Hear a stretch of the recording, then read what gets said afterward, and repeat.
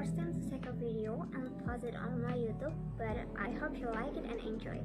Sesuai dengan pembahasan hari ini mengenai perbedaan subsidi ekspor dan ekspor sukarela berdasarkan contoh nyata dan yang mana di antara keduanya yang terbaik, yuk kita bahas dari dasar hingga titik temu. Yang pertama, kita mulai dari pembahasan apa itu subsidi ekspor. Subsidi ekspor adalah kebijakan pemerintah yang ingin mendorong ekspor barang dan mengurangi penjualan barang di pasar domestik dengan menggunakan pembayaran langsung, pinjaman berbunga rendah, keringanan pajak untuk pengekspor, atau iklan di negara lain yang didanai oleh pemerintah. Subsidi ekspor menurunkan harga yang dibayarkan oleh importer asing sehingga konsumen domestik akan membayar lebih mahal daripada konsumen asing.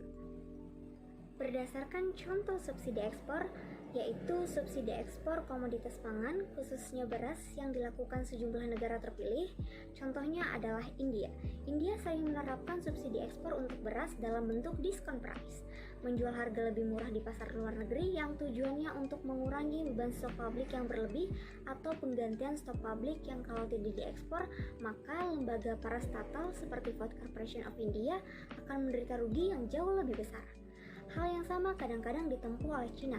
Di samping itu, India menerapkan juga minimum export price atau MFP untuk kualitas beras tertentu, guna mencegah agar ekspor beras untuk jenis tersebut tidak berlebihan. Nah, setelah membahas mengenai subsidi ekspor, yuk kita lanjut membahas mengenai ekspor sukarela. Apa sih ekspor sukarela itu? Ekspor sukarela adalah bentuk kegiatan memasok barang dari dalam negeri ke luar negeri yang prinsipnya dilakukan sukarela oleh negara pengirim. Dan ternyata ekspor sukarela ini memiliki batasan yang kerap disebut pengekangan ekspor sukarela, yang memiliki definisi pembatasan yang ditetapkan oleh pemerintah pada jumlah barang yang dapat diekspor ke luar negeri selama periode waktu tertentu. Seringkali kata sukarela ini ditempatkan dalam tanda kutip, karena pengekangan ini biasanya diterapkan atas desakan negara pengimpor.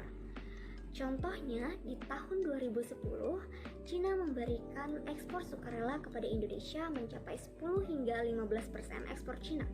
Dan karena Indonesia cukup khawatir akan industri dalam negeri goyah akibat implementasi perdagangan bebas ASEAN Cina atau ACFTA yang terkait dengan tekstil, produk tekstil, barang elektronik, dan alas kaki, oleh karenanya pemerintah Indonesia mengajukan pembatasan ekspor sukarela. Nah, sejauh ini sudah terlihat bukan perbedaan dari subsidi ekspor dan ekspor sukarela. Subsidi ekspor dan ekspor sukarela semua bermuara pada kata subsidi dan kata sukarela. Subsidi ekspor lebih mengarah pada upaya mendorong ekspor barang dan mengurangi penjualan barang di pasar domestik, sedangkan ekspor sukarela dilakukan benar-benar secara sukarela. Dan pertanyaan yang terakhir, di antara keduanya, yang mana ya yang paling terbaik? Sebenarnya pandangan adalah hal yang relatif, tapi menurut pandangan saya lebih memilih ekspor sukarela karena tidak merugikan pengekspor dan memungkinkan pengimpor untuk melakukan pembatasan guna meminimalisir kerugian dari ekspor sukarela.